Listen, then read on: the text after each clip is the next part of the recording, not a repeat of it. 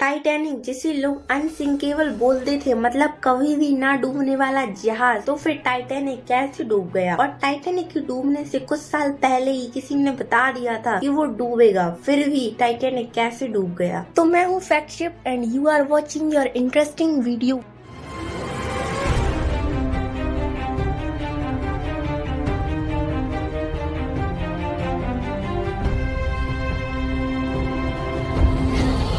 Titanic एक सबसे luxury और सबसे बड़ा जहाज हुआ करता था, जिसे बनाने में लगभग 48 करोड़ रुपए का खर्चा आया था। टाइटैनिक फेमस इसलिए था क्योंकि वह सबसे तेज चलने वाला जहाज था। साल 1912 में ही टाइटैनिक के डूबने की घटना हुई और साल 1912 में ही टाइटैनिक बनकर तैयार हुआ। और साल 1898 में एक किताब पब्लिश हुई थी जो मार्क जन रॉबर्टसन के द्वारा लिखी गई थी। उस किताब का नाम था the Wreck of the Titan. पर आप बोलोगे कि ये किताब के बारे में क्यों बता रही हूँ, इसका टाइटैनिक से क्या कनेक्शन? तो आपको बता दें तो टाइटैनिक के डूबने से 14 साल पहले इस किताब में टाइटैनिक के डूबने की बात हुई थी। अगर आपको विश्वास नहीं है तो आप गूगल करके भी देख सकते हो। उसमें लिखा है is a novel written by Morgan Robertson and publish as Futility in 1898 and revised as the Wreck of the Titan in 1912। यानी कि वो जो भी किताब में लिखा गया वो बिल्कुल 14 साल बाद दोबारा से रिपीट हुआ और वो सब टाइटैनिक के साथ रियल में घटित हुआ था।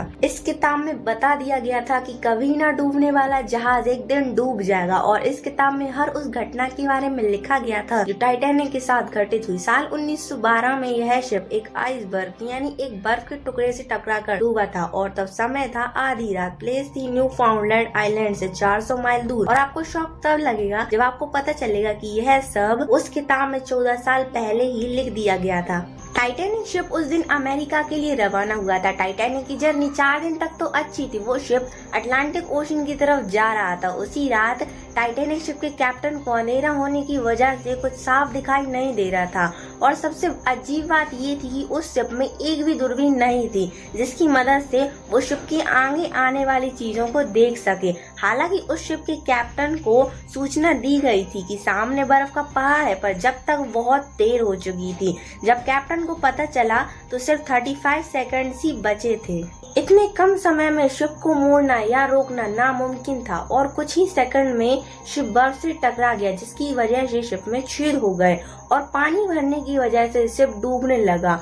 और सबसे अजीब बात ये थी कि उस शिप में लाइफ बोट बहुत ही कम थी जिससे लोगों को बचाया जा सके। और कम बोट इसलिए थी क्योंकि टाइटैनिक को एक कभी न डूबने वाला जहाज कहा गया था और जहाज डूबने की वजह से सबसे पहले महिलाओं और बच्चों को बचाया गया, जिसकी वजह से टाइटैनिक में सबसे ज्यादा डूबने की संख्या पुरुषों की थी। टाइटैनिक शिप पर कई वर्कर्स थे जिसमें म्यूजिक बजाने वाले भी मौजूद थे और वो टाइटैनिक के डूबने तक लगातार म्यूजिक बजाते रहे ताकि डूबते हुए टाइटैनिक में जो लोग मौजूद थे उन्हें हौसला मिल सके और ना वो म्यूजिक बजाने वालों को बचाया जा सका और ना उन लोगों को बचाया जा सका। देखते ही देखते वो टाइटैनिक डूब गया। वीडियो पसंद आए तो लाइक कर दो, चैनल पे नए हो तो सब्सक्राइब करना मत भूलना। मिलते हैं ऐसे ही इंटरेस्टिंग वीडियोस के साथ, तब तक के लिए बाय।